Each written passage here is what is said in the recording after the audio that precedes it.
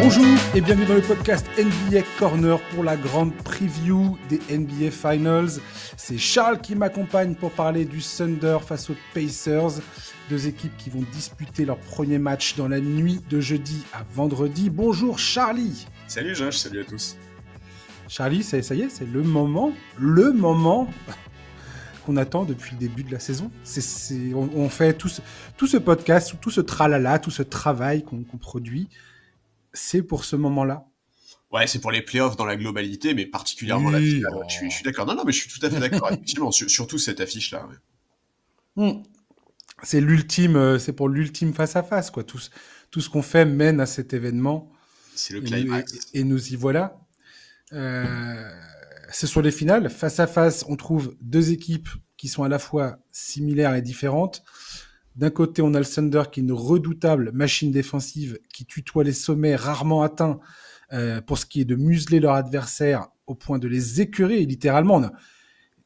J'ai l'impression que quand je regarde le Thunder, je revois l'écœurement des équipes adverses que je voyais quand il y avait les Warriors en 2016. Alors, ils ont perdu le titre pour le coup, mais les Warriors de la grande époque qui avaient ce don d'écœurer vraiment leurs adversaires à force de bombarder à 3 points, ces espèces de coups de chaud qu'ils avaient souvent dans les troisièmes quart-temps.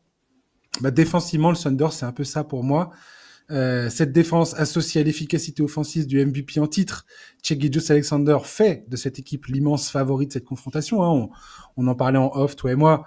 Les bookmakers très clairement donnent le Thunder archi favori de ces finales.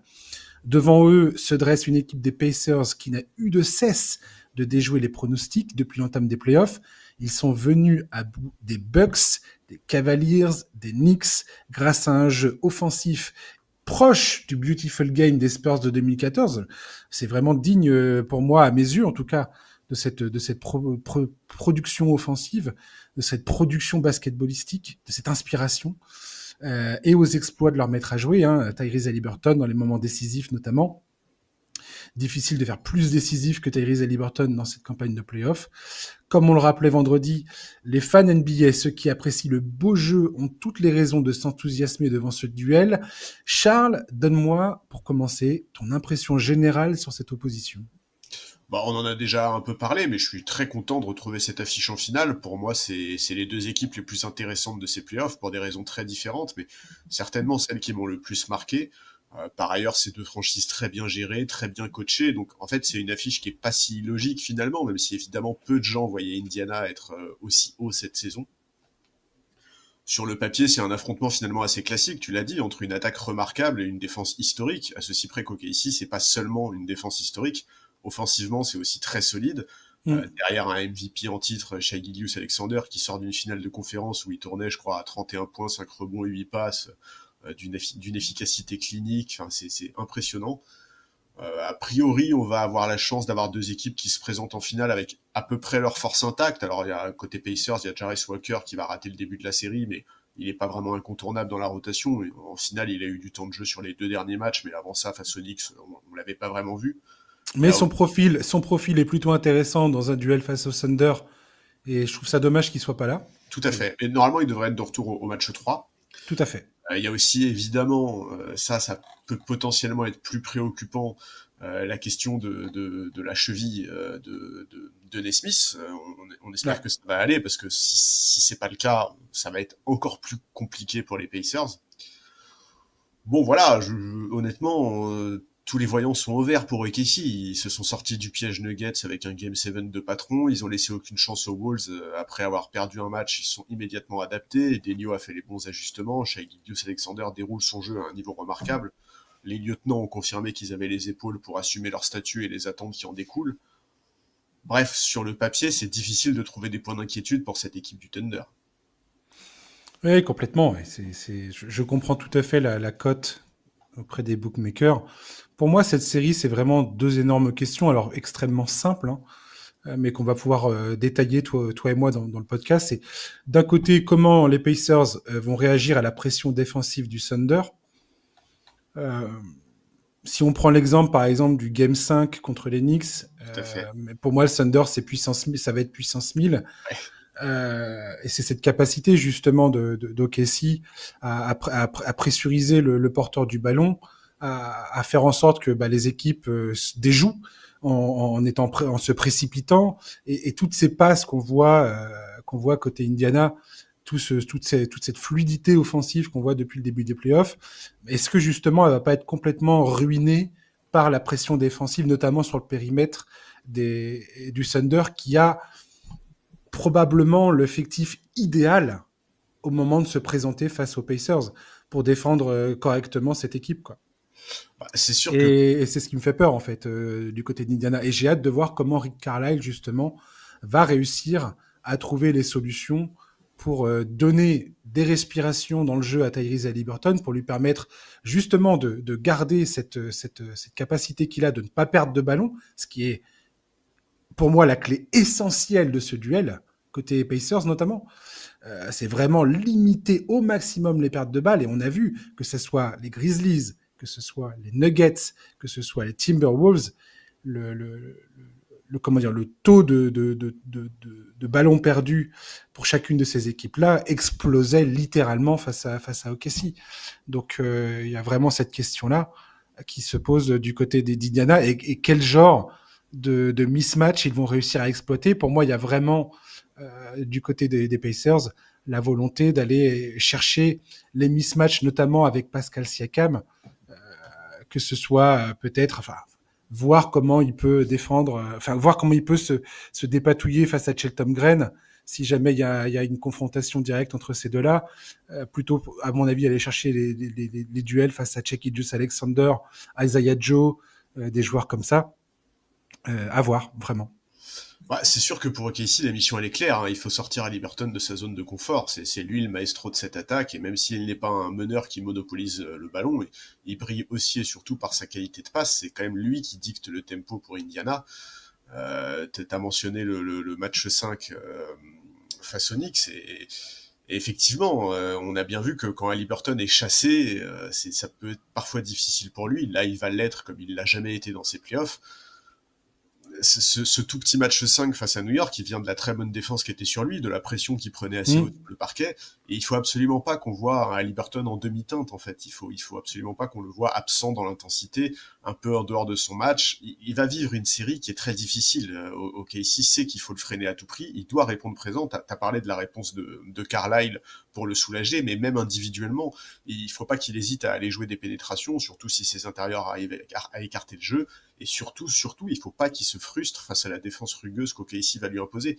S'il se frustre, qu'il force des shoots, qu'il s'éparpille un peu au lieu de se focaliser sur la distribution et sur le fait d'exploiter les rares faiblesses de la défense d'OKC, la série va être courte, parce que c'est trop important qu'ils parviennent à rester en maîtrise du tempo et en maîtrise de son propre rythme.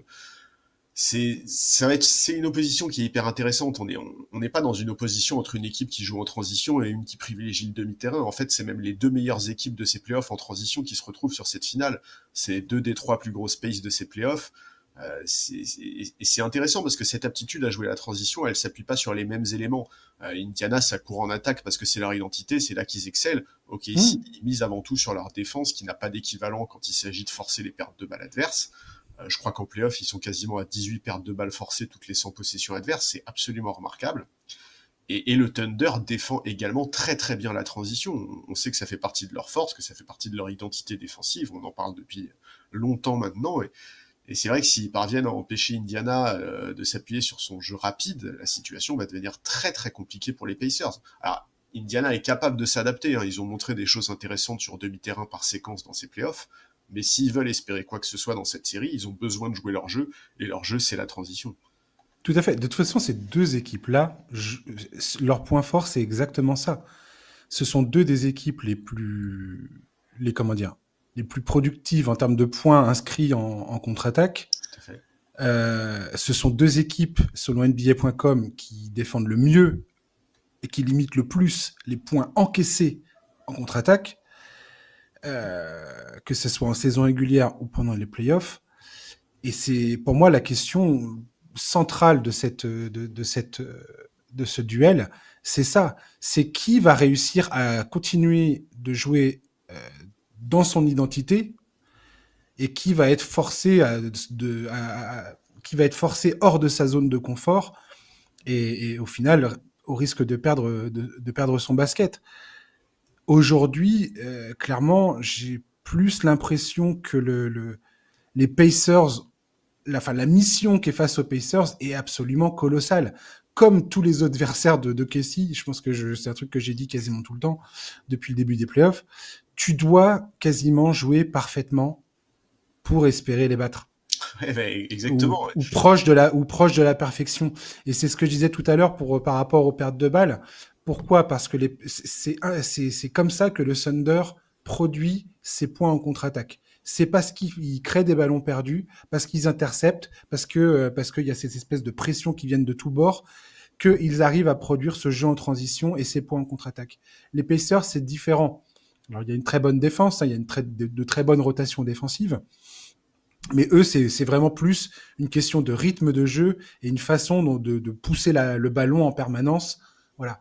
Et le Thunder a l'air d'être parfaitement équipé pour défendre et avoir cette rapidité d'exécution en défense pour vraiment limiter ce jeu côté Pacers. Et ça me semble... En fait, la capacité du Thunder défensivement à produire des pertes de balles et des points en contre-attaque me semble plus probante que la capacité des Pacers à se dépatouiller de la défense du Thunder pour continuer à produire des points en contre-attaque et ne pas perdre de ballon. Ouais, et c'est là où j'ai vraiment beaucoup, moi, je me suis beaucoup arrêté dans l'analyse de cette confrontation en finale. C'est cette capacité, en fait, de jouer son jeu. Et qui va être capable de jouer son jeu entre ces deux équipes? Ah ben c'est sûr que si OKC est dans ses standards en termes de perte de balles forcées chez l'adversaire, ça va devenir mission impossible pour Indiana, si tant est que la mission, même sans ça, soit possible. Alors, l'avantage par rapport au match-up face aux Wolves, parce que ce que tu dis sur le fait que les Pacers doivent être parfaits pour espérer quoi que ce soit, ça fait complètement écho à ce qu'on disait avant la finale de conférence Ouest, où on disait que si Minnesota n'était pas parfait, il n'avait aucune chance. Le petit avantage par rapport au match-up face aux Wolves, c'est que l'attaque d'Indiana, elle est plus variée, elle est plus collective.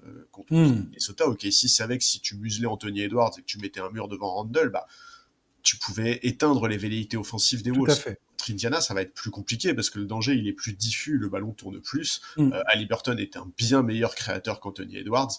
En théorie, il devrait savoir faire les bons choix, notamment en cas de prise à deux. En fait, l'attaque d'Indiana, elle peut vivre même si Haliburton est forcé de lâcher le ballon assez tôt. Alors, c'est évidemment pas le meilleur scénario, parce que je suis persuadé que les Pacers ont besoin d'une très grande série d'Haliburton, mais globalement, l'attaque d'Indiana, elle a quand même plus d'atouts que celle de Minnesota. Mais ouais, c'est sûr que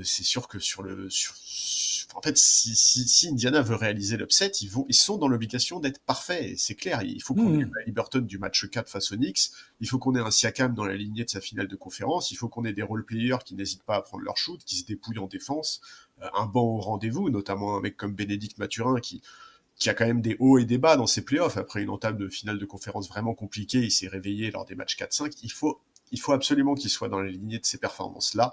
Il faut beaucoup, beaucoup d'éléments pour que cette équipe ait une chance. Et c'est un peu comme pour Minnesota, avant la finale de conférence à l'Ouest, moi j'avais dit, je crois qu'ils peuvent y arriver sur un match ou deux. Y arriver sur 4 matchs face à une défense historique comme le Thunder, ça me semble compliqué quand même. Oui, et un des plus gros problèmes de Minnesota, c'est que de base, c'était pas une équipe qui était hyper productive en attaque. Tout à fait, ouais. Contrairement aux Pacers. Après, les Pacers, moi, ce que je vais regarder beaucoup offensivement du côté de l'attaque, c'est cette capacité justement à forcer les aides en défense, ce qui va permettre à mettre en place tout leur système offensif. Une fois que la défense d'OKC se met en rotation, je sais que leurs rotations, elles sont absolument redoutables, mais ça sera la condition sine qua non pour les Pacers de créer des espaces et d'avoir des tirs ouverts. Et c'est ça qu'ils veulent essayer d'obtenir, notamment des corners à 3 points. C'est une des équipes les plus redoutables dans le corner à 3 points de ces playoffs. Miles Turner, il est à 60% dans les corners. Siakam, il est à 50. Ils sont pas insupportables, les deux. Tu regardes les stats. Aaron Nesmith, il est à 48,6 sur les corners à 3 points dans ces playoffs. C'est absolument fou, quoi. Obi Toppin, il est à 42,9. Mathurin, c'est pareil. Haliburton, il est à 44, plus de 44. Donc, bon. Ouais, non, mais C'est clairement le genre de shoot qu'ils vont essayer d'obtenir. Comme je l'ai dit tout à l'heure, il y aura aussi la donnée Pascal Siakam. Pascal Siakam va devoir réussir à trouver et à nourrir le scoring, très clairement. Et je pense que les jeux d'écran et justement cette rotation défensive va être très importante. Maintenant, quand je regarde comment Siakam obtenait ses tirs, notamment au poste, et comment il était capable de faire ces espèces de petits fade-away de haut panier, on sait très bien ce qui va se passer face au Thunder. C'est que dès qu'il va toucher la balle dans cette zone proche de la raquette, il va y avoir un ou deux défenseurs du Thunder qui, comme d'habitude, vont venir, qui vont essayer de venir taper le ballon, donc rendre la situation extrêmement inconfortable pour Pascal Siakam. Et ça sera à Pascal Siakam de se dépatouiller de cette situation. Donc, soit de réussir malgré tout à créer son action offensive, soit ressortir le ballon sans perdre le ballon, sans faire une passe sans se faire intercepter, sans se faire taper la balle pendant qu'il fait son mouvement. Enfin, on voit bien comment ça va se passer. Et moi, c'est ça qui m'interroge énormément côté Pacers. C'est comment ils vont réussir à sortir de là, quoi. Et on va en parler, toi et moi, tout de suite, ou voilà, pourquoi pas, mais j'ai hâte de voir comment le Thunder va débuter face aux Pacers, s'ils vont garder le double big line-up, c'est-à-dire avec Chet Holmgren et Hartenstein dans le 5. Pour moi, ce serait une erreur, et si jamais dans le game 1, ça commence comme ça, les Pacers doivent absolument capitaliser sur ce truc-là. Depuis le début des playoffs, Haliburton se rince sur les pivots qui ne sont pas assez rapides. Au premier tour, c'était Brook Lopez. Au deuxième tour, c'était Jarrett Allen. Alors, Jarrett Allen, tout le monde pensait qu'il avait les capacités en termes de mouvement de rester devant lui. Pas du tout. Là, c'était Robinson ou c'était Karl Anthony Towns qui s'est fait massacrer dans le Game 6. S'il y a Hartenstein, tu peux être sûr que les Pacers, le premier ciblage qu'ils vont faire, c'est essayer de le mettre sur Haliburton et que Haliburton ensuite puisse le faire danser et créer des ouvertures ou aller scorer lui-même. Et ah je ouais, non, mais pense que ce sera un des ajustements côté du Thunder qui sera obligatoire. Et je pense que Mark Daigneault va le faire dès le départ, en fait. Je pense pas qu'il va commencer sur le double big. je sais pas. En fait, ce qui est clair, c'est que la bataille des grands est clairement capitale. Genre, je sais que médiatiquement, l'affrontement chez Gilius Alexander et Haliburton prend beaucoup de place parce que c'est les joueurs les plus médiatiques et peut-être les plus impactants. Mais effectivement, pour moi, la manière avec laquelle OKC va gérer le cas Siakam, qui a été d'ailleurs élu MVP des finales de conférence Est, c'est capital. Et ouais, la raquette d'Indiana a un rôle prépondérant dans leur belle campagne de playoffs. Hein. On a beaucoup parlé de Siakam parce qu'il a été incroyable face aux Knicks, mais Miles Turner fait aussi des très bons playoffs. Et dans la rotation, quand Carlisle a fait appel à d'autres intérieurs, Obi Toppin, Tony Bradley, Thomas Bryant, tous ces mecs-là ont répondu présent. Et ouais, j'ai vraiment hâte de voir comment ça va se passer parce que les intérieurs d'Indiana, notamment Siakam, Turner et Toppin, tu l'as dit, ont la capacité de sanctionner de loin. Est-ce que ça peut permettre de perturber la défense d'OKC si Turner met ses tirs à 3 points et que Siakam est dans la lignée de ses perfs face aux Knicks?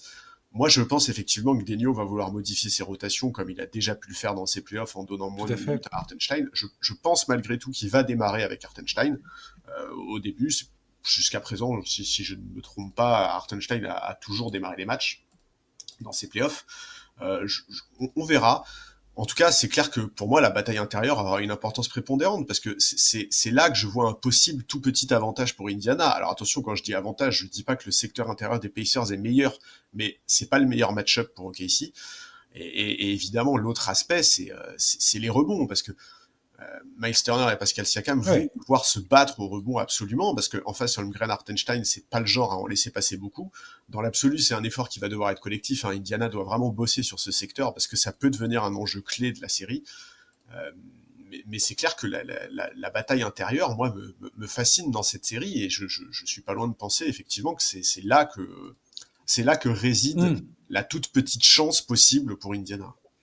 Je pense que Indiana, s'il se retrouve face à Hartenstein, Holmgren, pour commencer, c'est absolument le match-up où il faut forcer la main, voilà, il faut forcer la main à OKC et les contraindre à sortir de ce line-up. Effectivement, pour enlever de l'équation la problématique de la bataille intérieure et de la bataille au rebond, notamment. Tu as tout à fait raison là-dessus, je suis absolument d'accord avec toi.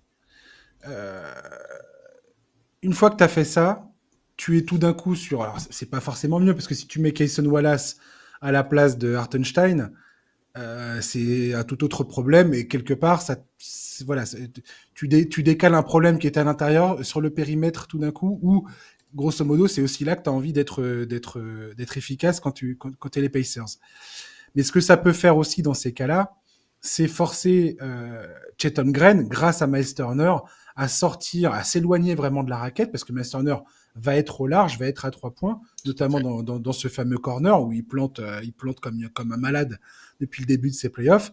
Et ça peut enlever justement de la protection du cercle du côté Thunder, où ça peut forcer Chet Holmgren à venir en aide. Et c'est ce dont on parlait tout à l'heure. Donc ça crée cette aide, ça crée cette rotation, et ça permet aux Pacers d'avoir une chance d'exploiter justement une défense en mouvement, bien que le mouvement défensif de rotation du Thunder est absolument redoutable.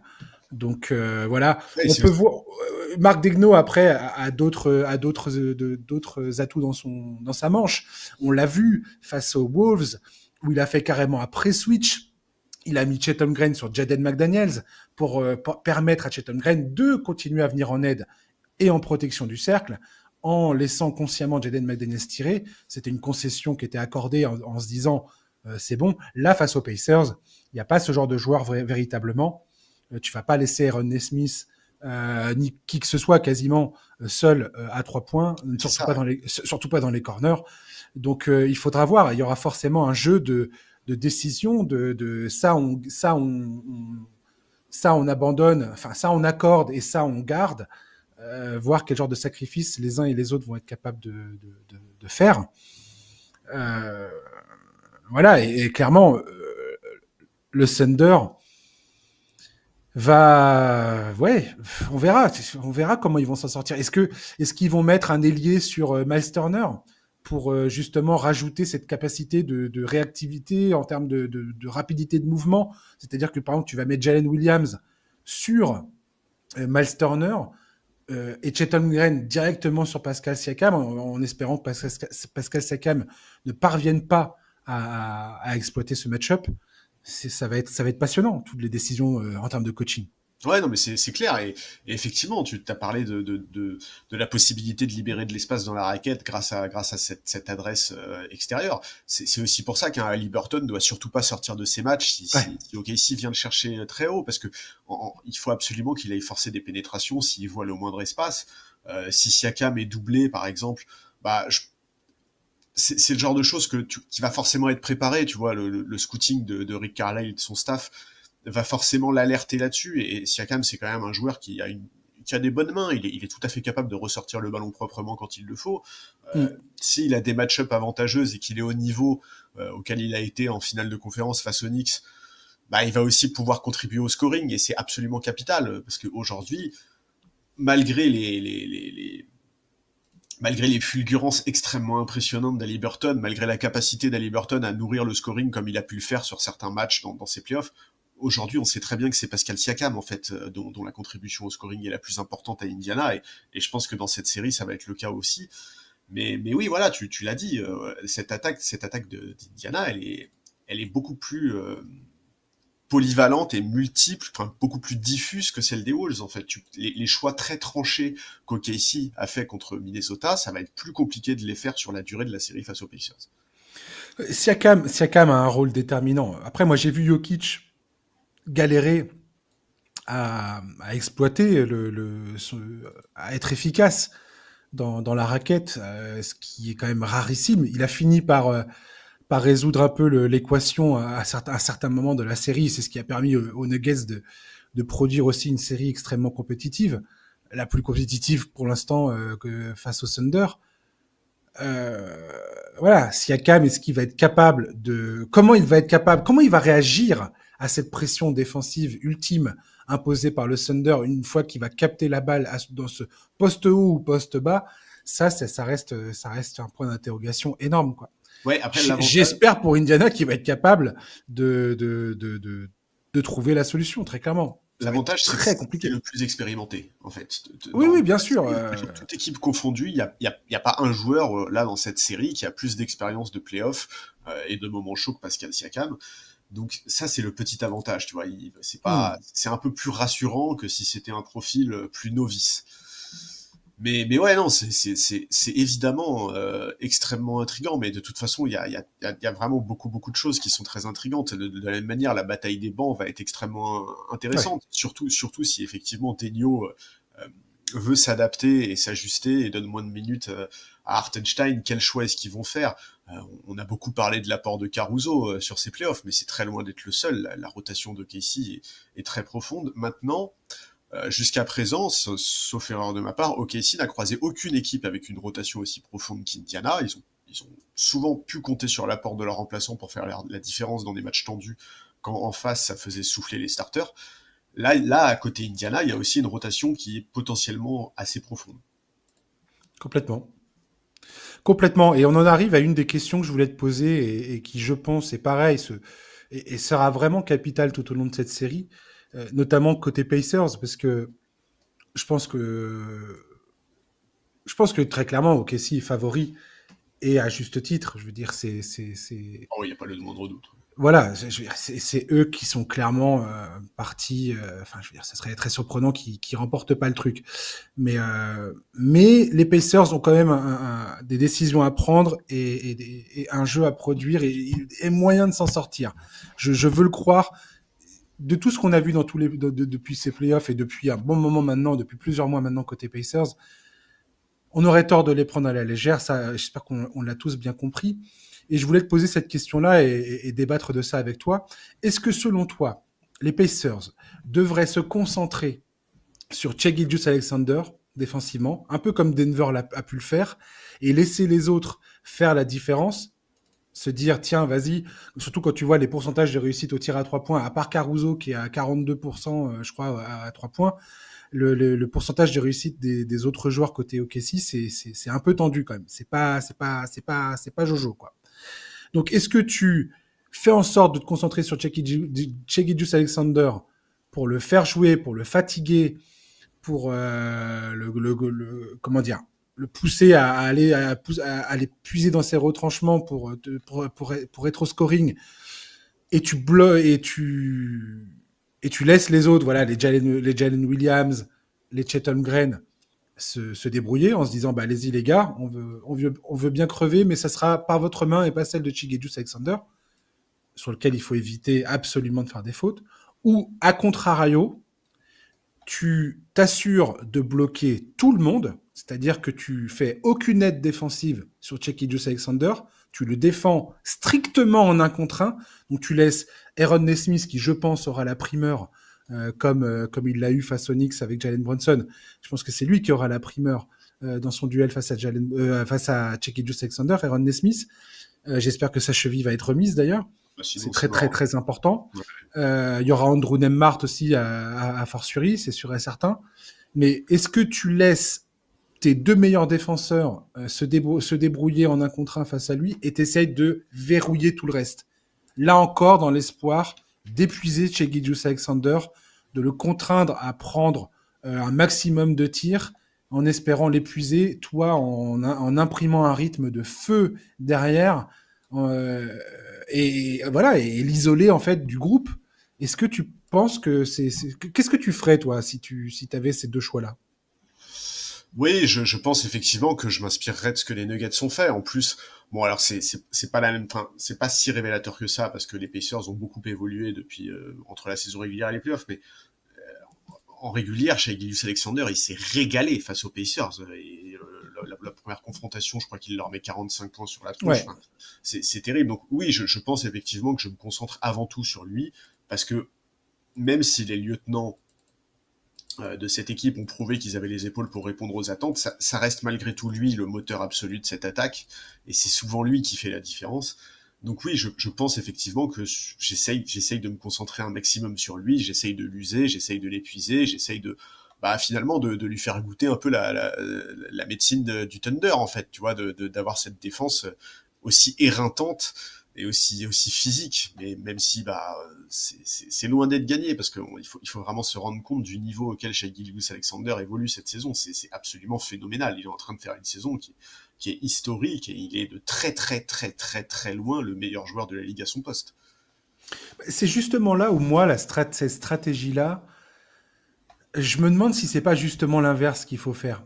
De manière un peu contre-intuitive peut-être, mais je me demande si justement, alors je dis pas de laisser Alexander tourner à 50 points de moyenne, c'est pas ça que je suis en train de dire, mais faire confiance à tes défenseurs principaux qui vont se retrouver sur lui. Rick Carlisle a déjà prouvé par le passé qu'il était capable de mettre en place des défenses de zone. Avec les Pacers, il a également un système de défense de zone.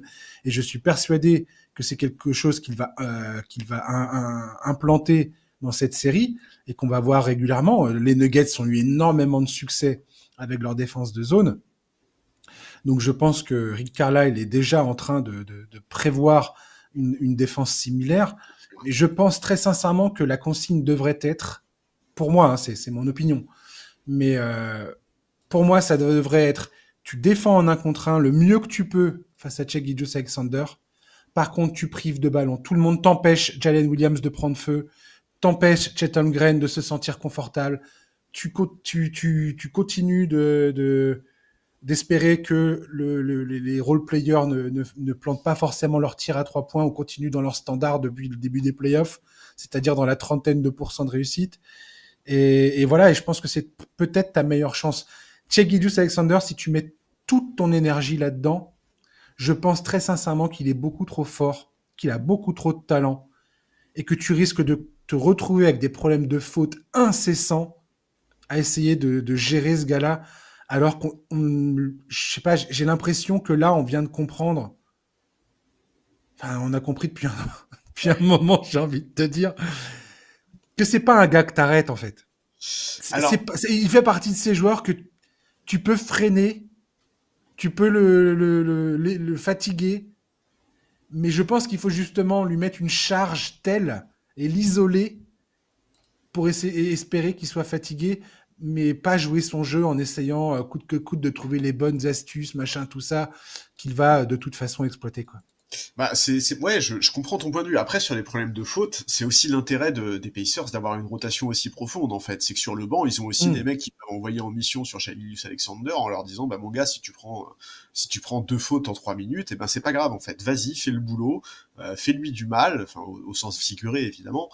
Mais voilà, en fait, pour moi, il faut absolument que Shai Alexander, il sorte des rencontres en étant sur les rotules, en fait. S'il y a une Ouais. possibilité d'y arriver, il faut absolument le faire. Et, et oui, tu t'as parlé du fait que Carlisle, de toute façon, avait des atouts et la capacité de mettre en place des défenses de zone qui sont intéressantes. De toute façon, globalement, on a 2 coachs qui font des playoffs absolument remarquables. Ouais. Denio et Carlisle ont montré sur les tours précédents leur capacité à s'adapter aux ajustements de leurs adversaires. Ils n'ont pas peur d'aller chercher des profils différents dans leur rotation. Et vraiment, le parcours de ces 2 équipes porte leur marque. Je pense vraiment que beaucoup de coachs devraient s'inspirer de ce qu'ils font, et notamment en termes de rotation. Et d'ailleurs, Jokic l'a signalé après l'élimination de Denver. Les équipes qui ont des rotations profondes sont celles qui gagnent, et cette finale est en train de l'illustrer parfaitement. Ouais, et c'est là où les pronostics 4-1, 4-0 du Thunder que je comprends quelque part. Mais et aussi parce qu'on est dans cette idée que la conférence Ouest est autrement plus forte et plus redoutable que la conférence Est, ce qui pareil est pas du tout faux. Mais les Pacers, je pense qu'on aurait tort de les prendre de haut Ouais, et de tout à fait. penser qu'ils vont être à ce point décontenancés face au Thunder. Je comprends bien, et c'est ce qu'on dit depuis le début de ce podcast, qu'effectivement le Thunder est taillé absolument idéalement pour les affronter et pour freiner ce qu'ils ont l'habitude de faire sur le terrain. Toutes les zones où ils sont productifs, efficaces et où ils ont l'habitude d'exploiter cet avantage pour contraindre les autres équipes à jouer à leur rythme, ça marche, ça a l'air de moins bien fonctionner, du moins sur le papier, face au Thunder. Mais, mais avant de tirer des conclusions, de tirer des grandes conclusions, j'ai quand même envie de voir ce que les Pacers et Rick Carlisle nous réservent en termes d'ajustement et comment ils vont freiner tout ça. Je pense que, voilà, c'est ce que j'essayais de dire aussi tout à l'heure, en parlant de laisser Shai Gilgeous-Alexander et surtout de bloquer tout le monde, de l'isoler et de bloquer tous les autres, c'est que je pense face à OKC, quand tu rentres dans une rencontre et que Jalen Williams commence à planter des shoots à mi-distance à dribbler, à faire des passes, à se sentir confortable, à être à droit à 3 points, que Chet Holmgren c'est pareil, qu'il commence à aller péter des dunks dans la raquette, rentrer ses tirs de loin, et ainsi de suite, ça booste l'ensemble du collectif du Thunder. Et c'est ce qu'on a vu tout le long de ces playoffs. C'est que très rapidement, quand ça se passe comme ça se termine dans une espèce de gifle monumentale. Et c'est exactement ce qu'il faut éviter. Le Thunder, faut les mettre dans un inconfort permanent et éviter que ça roule, quoi. Qu'ils trouvent un rythme et qu'ils déroulent leur jeu sans aucune contrainte. Et c'est la grosse mission, c'est la mission la plus compliquée à mettre en place, à mon avis, concernant Indiana. Et ça va aussi passer par notamment un repli défensif qui va devoir être absolument d'une rigueur absolue, dans une pression du porteur du ballon, pareil, qui va être de tous les instants.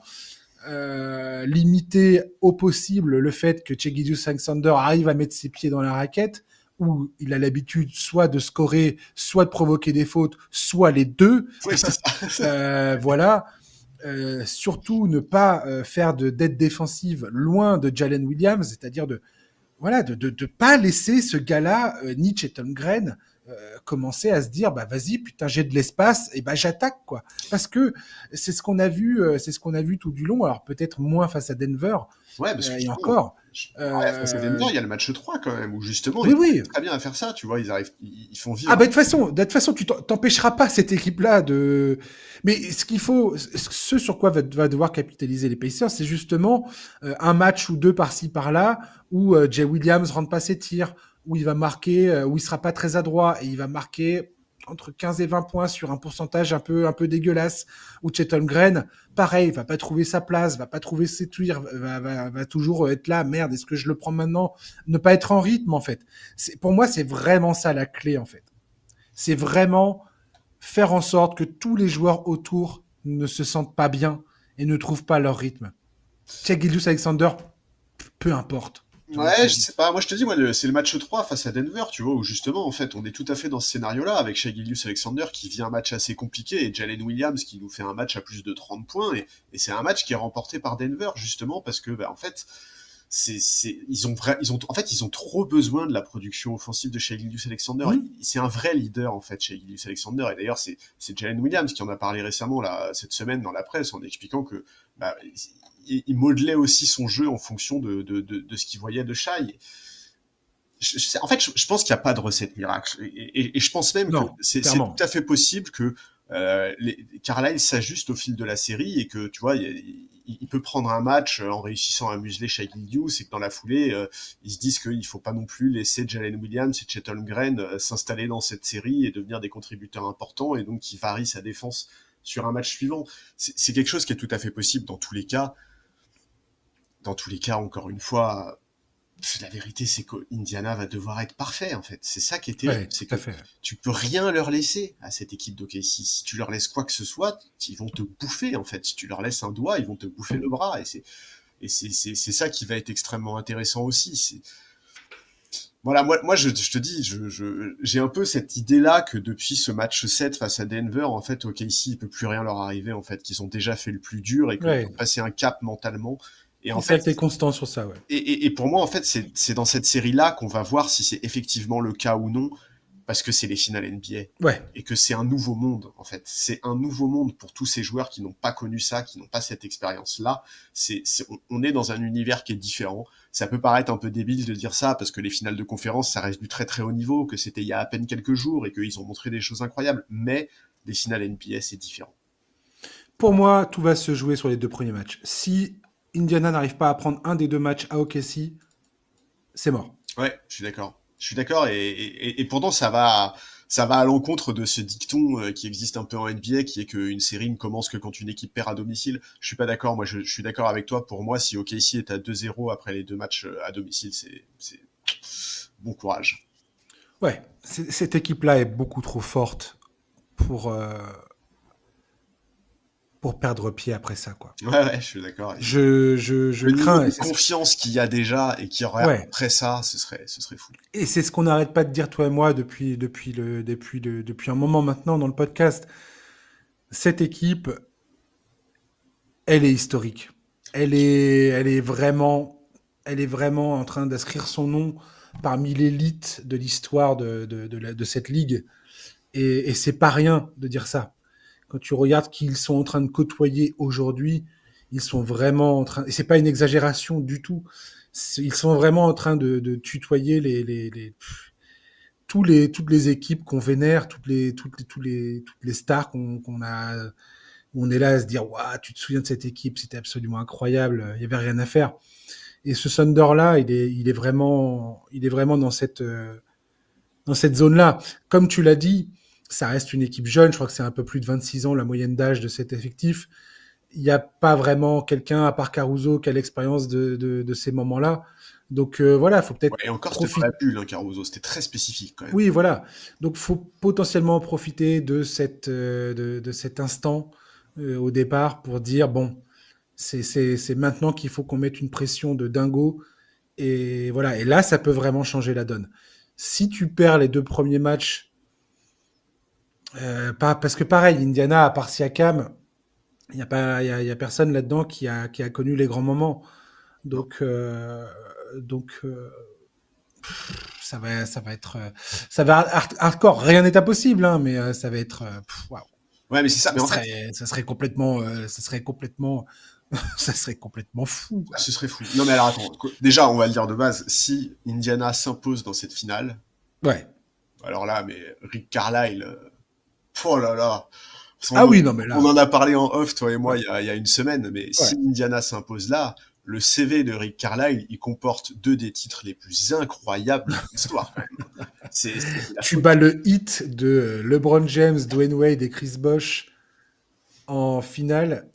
Et 14 ans plus tard, tu bats le Thunder où, grosso modo, Tu bats une tout, équipe historique, quoi. tout le monde, voilà, et puis tout le monde pense que tu vas pas tenir un match, tu vas à peine tenir un match, quoi. Ouais, ouais. Et alors, juste, moi, je veux revenir sur un aspect, parce que effectivement, Vas-y. tu vois, on va pas inventer de faux suspens ou quoi. Il y a un favori qui est très clair dans cette finale. Et du coup, en fait, j'ai vu pas mal de gens être un peu déçus de l'affiche en disant que le résultat était couru d'avance et donc que la finale n'était pas intéressante. Alors, je peux comprendre le fait que le suspense soit un élément important dans le sport, mais franchement, si vous aimez le basket, passez pas à côté de cette finale parce qu'elle est Ouais. incroyable. Ces deux équipes ont fait des playoffs exceptionnels. OKC, c'est une équipe historique de par sa jeunesse, sa défense, sa construction. Indiana, c'est une des équipes les plus fun à suivre, avec une attaque remarquable mise en place par Carlisle, qui est vraiment un maestro incroyable. C'est un groupe très bien construit, super collectif. Ils ont prouvé cette saison que leur parcours de playoff de 2024 n'était pas du tout dû qu'aux blessures chez leurs adversaires, comme c'était beaucoup dit à l'époque. Vraiment, pour moi, si on aime le basket, au regard des playoffs qu'on vient de vivre là, il faut absolument pas bouder cette finale. C'est clair, je le maintiens, c'est les deux meilleures équipes de ces playoffs. En tout cas, la meilleure Mm. équipe de l'Ouest et la meilleure équipe de l'Est qui se rencontrent. Et même s'il y a un favori très clair, on peut tout à fait avoir des matchs super fun, vraiment. C'est tout à fait ça. On n'est pas sur un parcours de playoff qui a été parsemé de blessures et l'équipe s'est qualifiée bon an mal an. Non, on est sur 2 équipes qui sont en pleine bourre, qui ont affirmé leur jeu, imposé leur jeu à leurs adversaires tour après tour. Bon, bah voilà.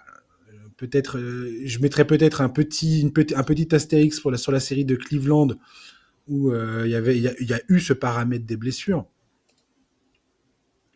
Mais Indiana a clairement démontré que ils étaient sur un espèce d'élan absolument magnifique. Oui, bah, face aux Knicks, je veux dire, il n'y avait pas de problème de blessure à New Oui, York. voilà, Et ouais. beaucoup faisaient des Knicks une équipe top 3, voire top 2 à l'Est en début de saison. Bon, bah, il n'y a pas eu photo, en fait. Il n'y a pas eu photo. Et je pense pour les Pacers, quoi qu'il arrive, c'est une victoire absolument totale sur leur saison là. Leur saison, elle est absolument magnifique. Il va falloir qu'une équipe gagne entre les deux, et c'est ce qu'on va suivre et c'est ce dont on va parler dans les prochains numéros.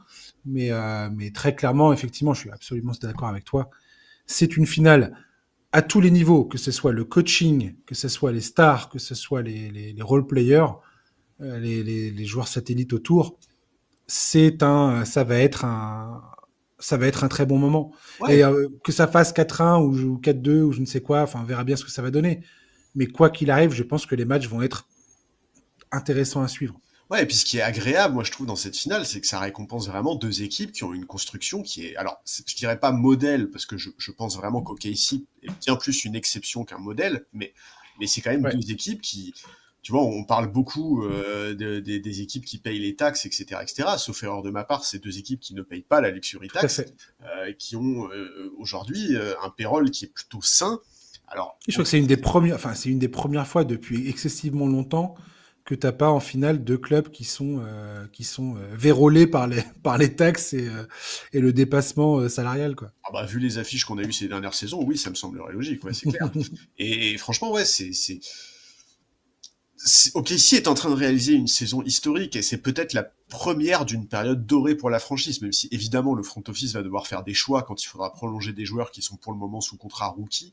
On est peut-être là sur la première finale d'une équipe, je vais pas dire qui est amenée à dominer dans les années qui viennent, parce que personne ne Hmm. sait quel visage aura la Ligue dans 2 ou 3 ans, mais voilà, on est sur la première pierre d'une équipe absolument historique. Ouais, complètement. Ouais. Charlie, c'est le moment tant attendu des pronostics, de nos prédictions pour cette série. Je t'avouerais que waouh, je sais pas trop quoi dire en fait. Je suis un peu sans voix pour faire ma prédiction. Je sais pas, tu veux commencer ou je commence? Bon, je dis, je peux commencer. Vas-y. Moi, je vais être très franc. Hein, j'ai beau adorer cette équipe d'Indiana, sauf gros accident pour OKC, ce qu'on leur souhaite évidemment pas.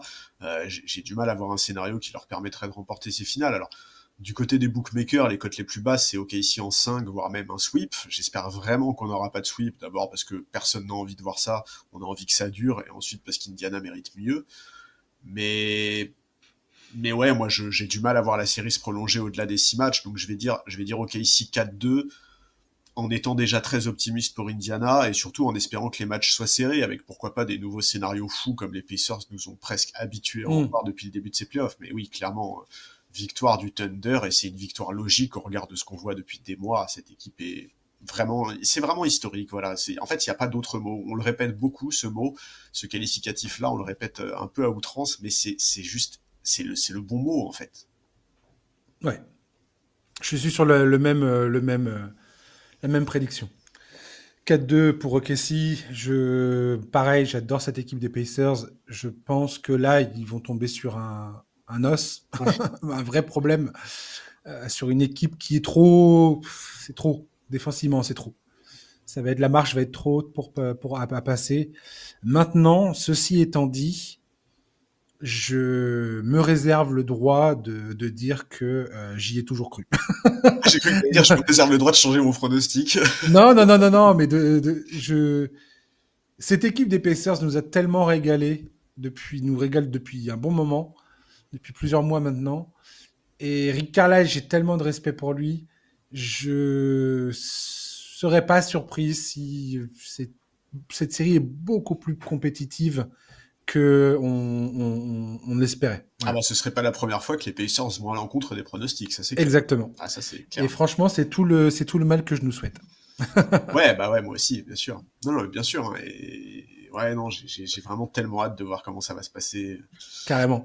Et vraiment, ouais, j'espère que les Pacers sauront vraiment ne pas se frustrer face à la défense du Tout Thunder. à fait. Parce que pour moi, c'est ça le risque principal. En fait, quelque part, je vais te dire, s'il y a sweep, mais que les matchs sont tendus, ça me dérange pas. Tu vois. Si les matchs sont serrés, si les matchs ont de l'enjeu à chaque fois, ça me dérange pas.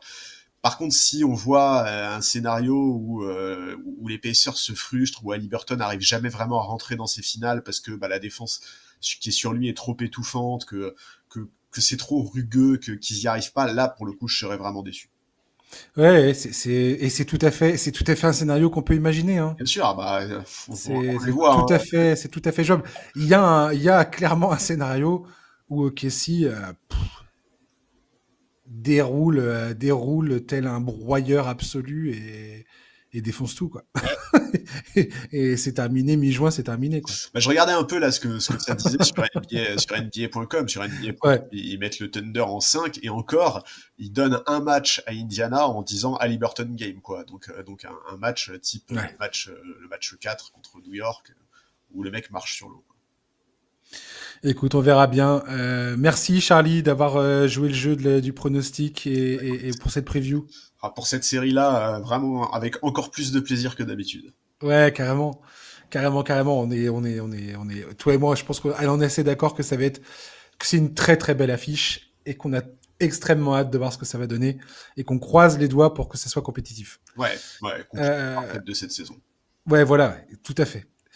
C'est vraiment le meilleur scénario qu'on pouvait imaginer. Deux équipes en pleine bourre qui sont fidèles à leur identité, qui sont parfaitement, inscrits dans leur construction et tout ça. C'est vraiment génial, je trouve. Et on croise les doigts pour qu'il n'y ait pas de blessure.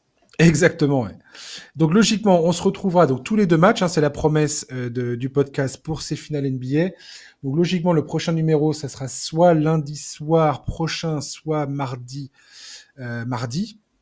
On verra, puisque le match 3, ça sera dans la nuit de mercredi à jeudi. Ouais, c'est ça. C'est ça ? Ah ouais, mercredi à jeudi, ouais. Ok, je me suis pas trompé. Donc voilà, et donc après tous les 2 matchs jusqu'à ce qu'il y ait un champion. Donc admettons, on fait donc après le match 2, après le match 4, admettons que ça se termine au match 5, on fera bien évidemment un numéro après le match 5 s'il y a un champion. Enfin, dès qu'il y a un champion, on fera un numéro, quoi. Donc voilà. Donc merci, chers auditeurs, de nous écouter. Merci d'être fidèles au podcast. N'oubliez pas, pour nous encourager, pour nous aider, c'est toujours bien de laisser des commentaires, de mettre des étoiles quand vous le souhaitez, quand vous le pouvez. C'est toujours positif pour ceux qui ne l'auraient pas encore fait. Ça nous aide énormément. Également pour ceux qui nous écoutent sur YouTube, merci pour la poignée de personnes qui nous écoutent là-bas et pour tous ceux qui mettent des pouces, c'est très sympa. Les commentaires aussi, même quand vous n'êtes pas d'accord, c'est toujours intéressant d'entendre vos opinions, d'écouter vos désaccords. Voilà, on en parle entre nous et on prend toujours ça en considération quand c'est bienveillant et pertinent, bien évidemment, et pas dans l'insulte. Voilà, et puis on se retrouve dans une semaine. Donc voilà, merci beaucoup. Passez une bonne semaine. Profitez bien de ces finales. À ciao. Bye bye.